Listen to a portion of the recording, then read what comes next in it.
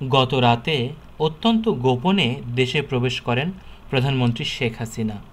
তারপর সেনাবাহিনীর তত্ত্বাবধানে সেনানিবাসে একটি অনুষ্ঠানে অংশগ্রহণ করে গোপনে সেনানিবাসের মধ্যেই রয়ে গেছেন তিনি। জানা যায়, মহামান্য রাষ্ট্রপতি মোহাম্মদ শাহাবুদ্দিন সুপ্পুর নিকট দায়িত্ব গ্রহণ করে সেনা প্রধানের সহায়তায় সেনানিবাসের মধ্যে অত্যন্ত গোপনে একটি সুরক্ষিত জায়গায় অবস্থান করছেন প্রধানমন্ত্রী শেখ হাসিনা।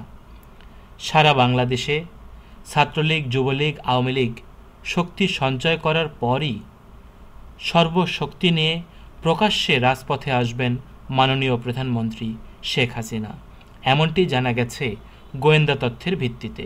উল্লেখ্য, গত 5ই আগস্ট বৈষম্য বিরোধী ছাত্র আন্দোলনের ফলশ্রুতিতে সাময়িকভাবে বাংলাদেশ ত্যাগ করে ভারতের দিল্লিতে অবস্থান নেন মাননীয় প্রধানমন্ত্রী শেখ হাসিনা এবং গত রাতে তিনি বাংলাদেশ সীমান্তে প্রবেশ করে সেনানিবাসের মধ্যে অবস্থান করছেন।